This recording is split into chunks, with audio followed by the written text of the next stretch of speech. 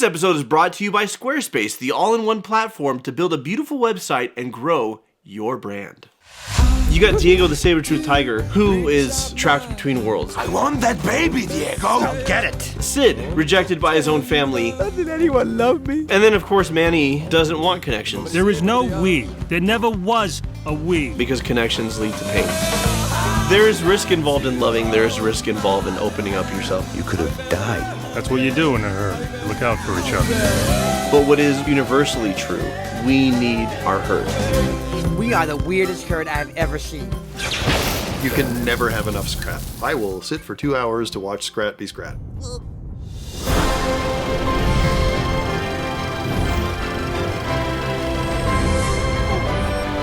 West Coast, we're coming to California, baby! Live shows. Nailed 18th it. in Los Angeles, 20th in the Bay Area. A Q&A, live meet and greet, merch. Link is in the description below. It will be fun.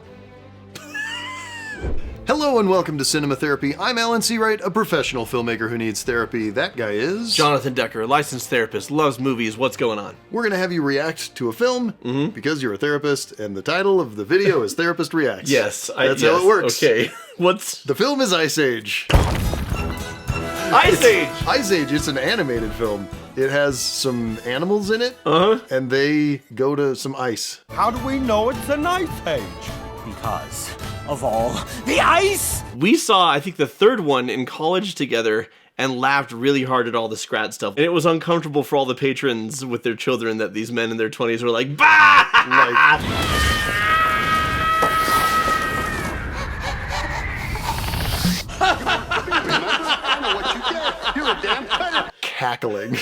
Cackling at all the Scrat stuff. And I very distinctly remember us having the conversation beforehand, like, are these movies good? I don't know if they're any good, but you know what's great? Scrat. Scrat. Let's do it. We should return him. Let's get something straight here, okay? There is no we. There never was a we. In fact, without me, there wouldn't even be a you. Just up the hill. Listen very carefully. I'm not going. Fine, be a jerk. I'll take care of him. Oh, yeah, that's good. You'll take care of him. You can't even take care of yourself. This I gotta see. I'll return you. We don't need that needy, weedy mammoth, do we? No, we don't.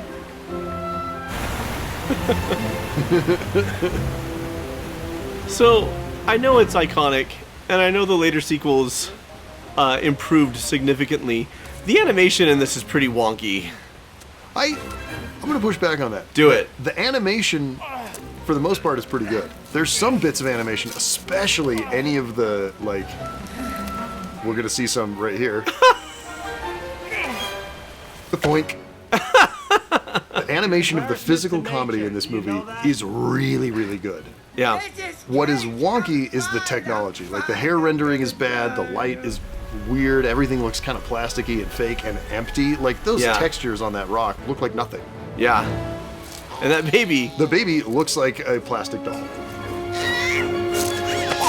Animated fairly well, though. Yeah. Like, I would say the animators are doing better than any of the technology. Is and that, they get better. Is that budgetary at this point? Because Pixar at this point was... That pink thing is mine. No, actually, that pink thing belongs to us. Us? You two are... It doesn't really make sense for physics, but man, it's great. I see. Can't have one of your own, so you want to adopt. Look, So Manny adamant there's no us, there's no herd, I travel alone. Please. I was returning him to his herd. oh yeah, nice try, Bucktooth. You calling me a liar? I didn't say that. You were thinking it. I don't like this cat. He reads minds. Name's Diego, friend. Still funny. Manfred. And I'm not your friend. Fine. 25 years later, still funny. If you're looking for the humans, you're wasting your time. They left this morning. This is... Thanks for the advice. Now beat it. All right, I'll help you bring it to its herd, but promise me that you'll leave me alone after that. Okay, the animation on the saber-toothed cats is lacking.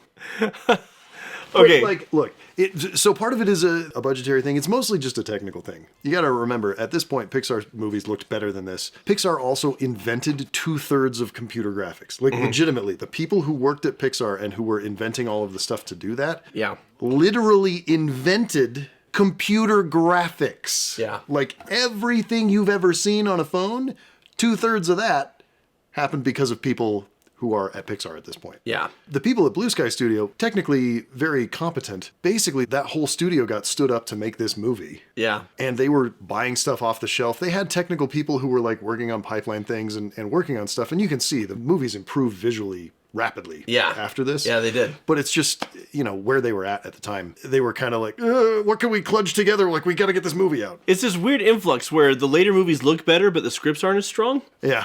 And this movie is the only one in my mind, because I think Scrat's always funny. Scrat is always brilliant.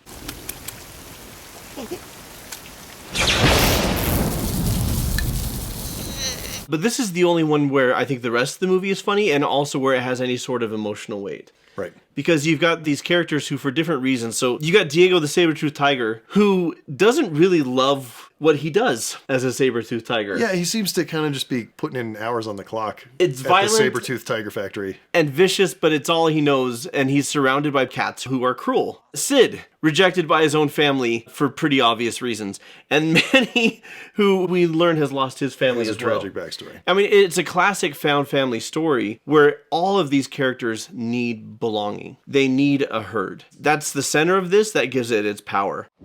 Have you all seen our Cinema Therapy website? It was so easy to build and customize using Squarespace. First, we found a template that worked really well as a starting point for us. From one of the many professionally designed templates that Squarespace has to offer. And then, so easy to customize. With intuitive drag and drop editing. And awesome visual designs. No need to be stuck in the Ice Age with outdated designs. Squarespace Domains also makes it easy for you to find the best site name for your business at one all-inclusive price. No hidden fees or add-ons required. And every Squarespace domain comes with advanced privacy and security tools, locking it down. Your website will even be safe from a saber-toothed tiger ambush, which is a common problem on the internet.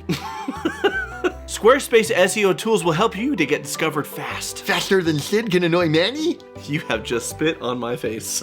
Did I really? I'm so sorry. Every website is optimized to be indexed with an auto-generated sitemap. Meta descriptions and more. So, your site will show up more often on search engines. And reach more of your ideal audience or customers. So whether you need to build a website for herd navigation management, Or your Petroglyph Appreciation Society, or for your Acorn acquisition and retention services, Squarespace will work for you and you won't have to spend months building a website. check out squarespace.com for a free trial, and when you're ready to launch, Go to squarespace.com/cinematherapy and use code Cinema Therapy. to save 10% off your first to save 10% off your first purchase of a website or domain. Jono, why is your head in your hand? I can't look at you right now.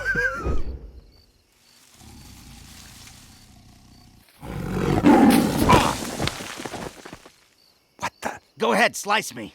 It'll be the last thing you ever do. I'm working here, you waste of fur. Frustrated, Diego.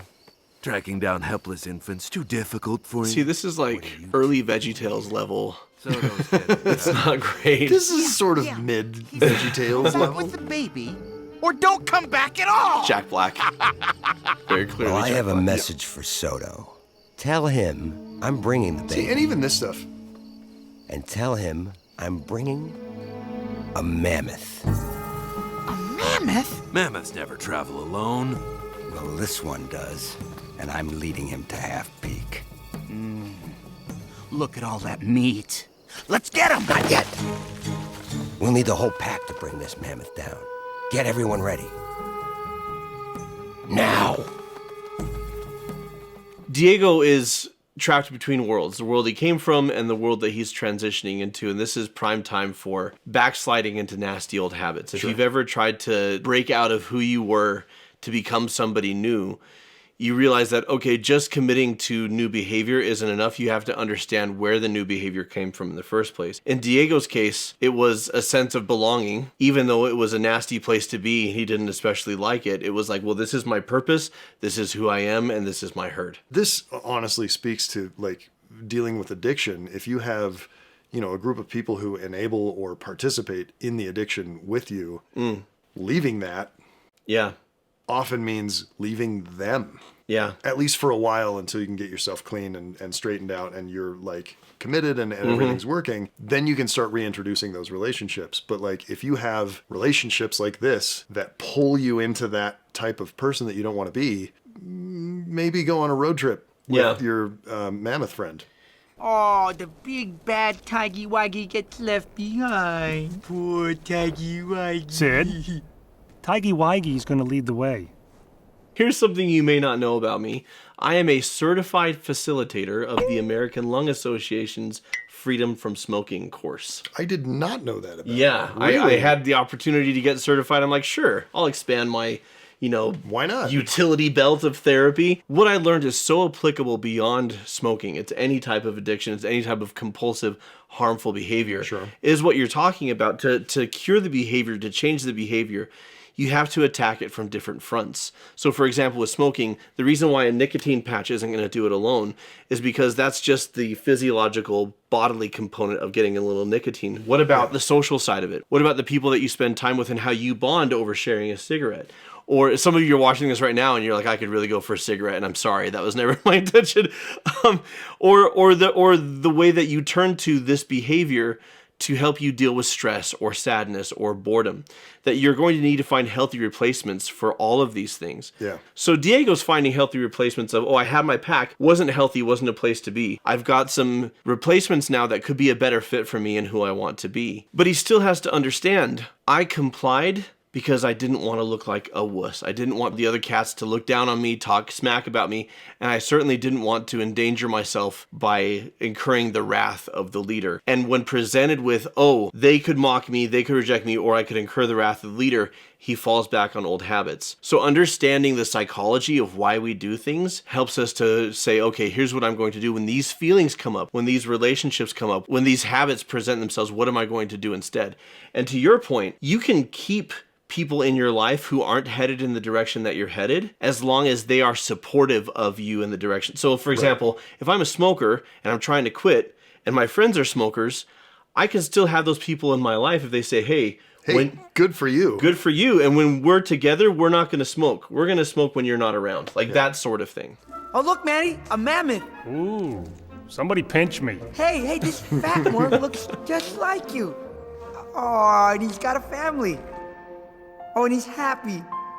Look, he's playing with his kid.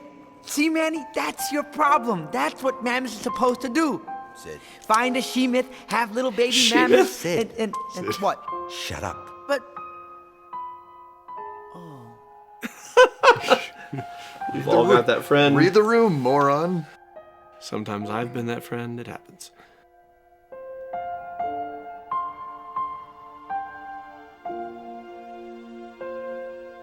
This is Manny's trauma. Yeah. And it's very understandable. You love and lose. Anything that hurts us, our brain's natural mechanism is, well, don't do that again. Yeah. Stay away from that. Right. But that includes love. Yeah, it does. This is super relatable. Also, is this the first time we had like a CG, 3D animated film that had like a hand-drawn thing in it? Because this is like a common thing to do now. Mm-hmm. Like a little hand-drawn sequence. Yeah, like a little flashback sequence or something that's like in a very different art style and a completely like 2D or hand-drawn art It style. reminds me of the hieroglyphics in Prince of Egypt, but I still think that was hand-drawn. They did a computer-generated scene. Yeah, that was a mix, right? There were 3D Yeah. stuff with hand-drawn characters. Right. And this, I don't know if this was, I assume this was not hand-drawn, but it's very much like a 2D kind of thing that they then projected onto like a stone texture. But this is a beautiful complexity for a family film of people killed my family, I'm prejudiced against people, and yet I also miss kids. And this is also just a kid. Yeah. There's a lot going on. It's not this kid's fault. Yeah. I can take care of this kid. Oh my gosh. Sid is this close.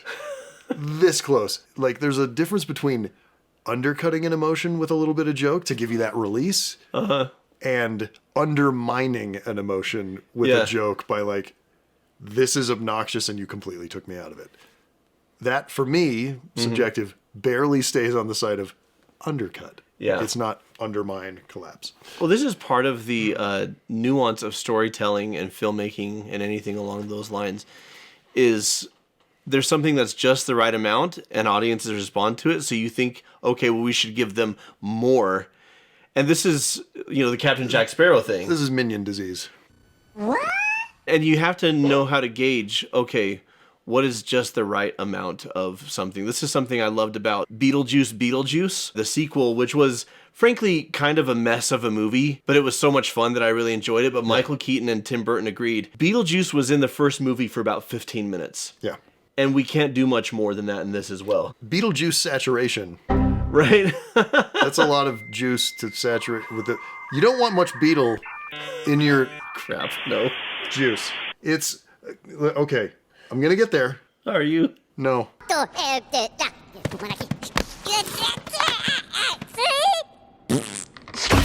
Point is, though, it's a just the right amount of Sid, and it's very close. It's so close to being too much Sid. Yeah.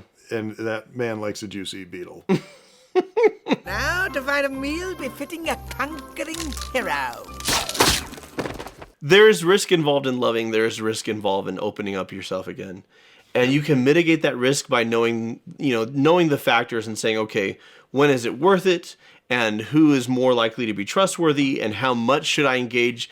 That's different person to person, situation to situation. But what is almost universally true is we need our herd. Yeah. We need our connections. We need our people. Some people need less. I like that this movie is about a herd of 3. They really don't need a giant herd of 50. So they're good with 3. That speaks to a lot of people who are maybe more introverted or not especially social, but they still have their 2 people. Yeah. We need connection. And that is the beauty of this story for me. They create it in the most unlikely place. Scar! Save me! Long live the king. Okay. Okay. We get it. It's not Lion King, I know.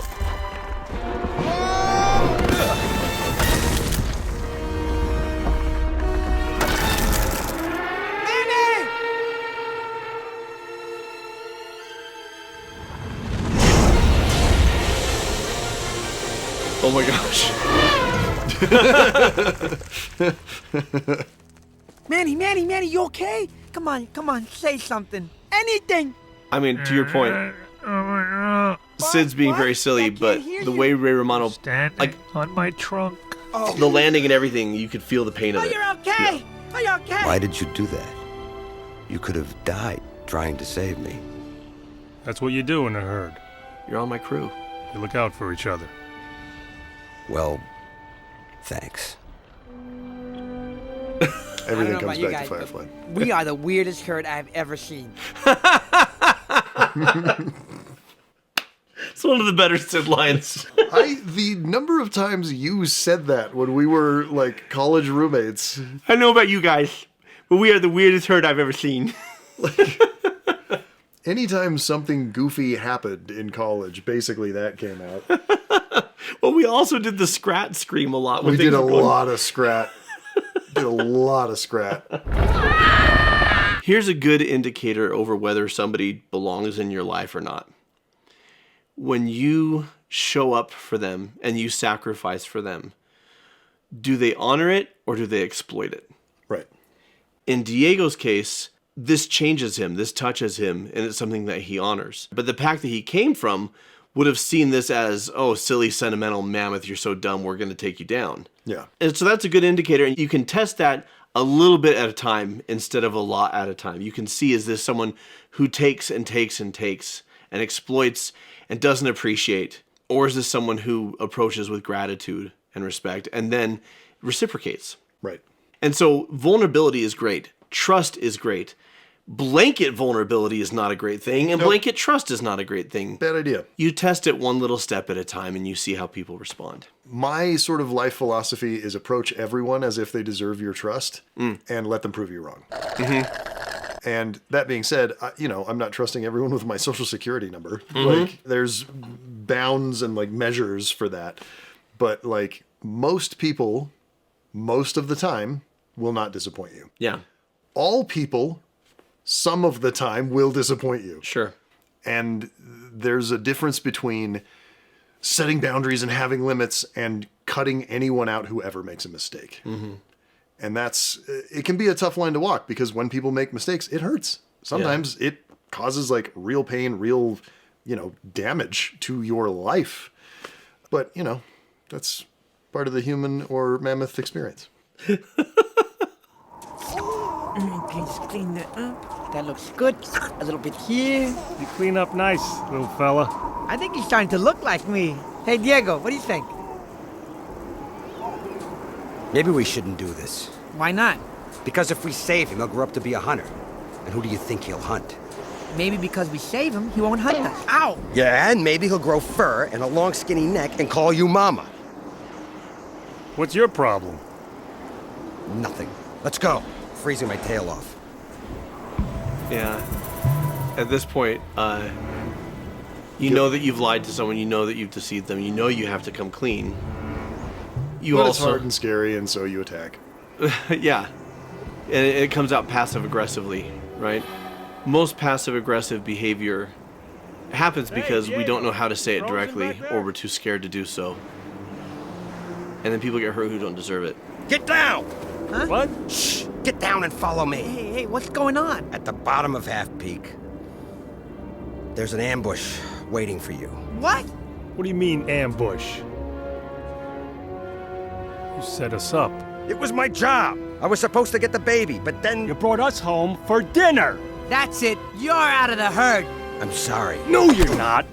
Not yet. Listen, I can help you. Stay close, Sid. We can fight our way out. You can't. The pack's too strong. You have to trust me. Trust you? Why in the world would we trust you?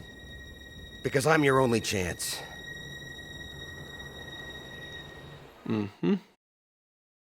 Why did mammals all used to have tusks? And why don't we anymore? It was founded by people who were in the aliens, man. George Washington, man, he was in a cult. And the cult was in the aliens, man. I think I'd look good with tusks. Any of you tusk experts out there, let us know in the comments below. Yeah. Wow, that was weird. Diego does the right thing here. Yeah. Knowing that it's probably going to cost him these relationships. Sure. Which in his case was going to happen either way, because he was either going to save them and lose them, or they were going to get eaten. Not Sid. He also, no one's going to eat Sid. Yeah. He's dead, all right. He also does the right thing at the last possible second, which I don't know about you, is generally when I do the right thing as well. Yeah. Because it's really hard, it's really hard, it's really hard. I don't want to do it. It's literally life or death. Okay, fine, I'll do the right thing. Yeah. I think the more you do the right thing, the easier it gets to do it earlier. Oh, tell me about this. Oh, I don't know from experience. Oh, okay, I don't either. I haven't done the right thing enough. No, I do, and I have. Mostly because what you just described has caused me enough pain that I'm like, oh, I can't. I should do it earlier when it's less painful? Turns out avoidance is not a helpful thing. It can be hard to have integrity and face losing relationships. At the same time, if you don't have integrity, you will lose them anyway. Yeah. And the thing that I tell people is, okay, you may lose these relationships by telling the truth, by coming clean and trying to make things right. People may feel betrayed and hurt and not want anything to do with you. Mm-hmm. And that's out of your hands. What is in your hands is that you can act with integrity and then move forward in future relationships to show up differently from the start. Right. If Diego had truly lost his herd here, lesson learned, as life lessons often are, the hard way, and in the future create a new herd where he leads with integrity, and he's not going to have this issue. Right. Of course, it's Blue Sky, so all's well that ends well, and they form this family, return the baby, everything's great. Big fan of Ice Age. This still works. It And you still can lands. never have enough scrap.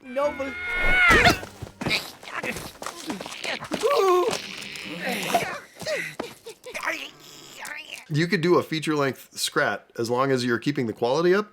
I will sit for 2 hours to watch Scrat be Scrat. Okay, that's all.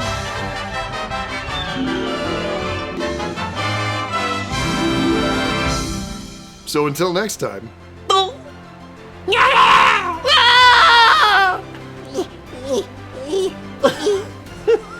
And watch movies. Is that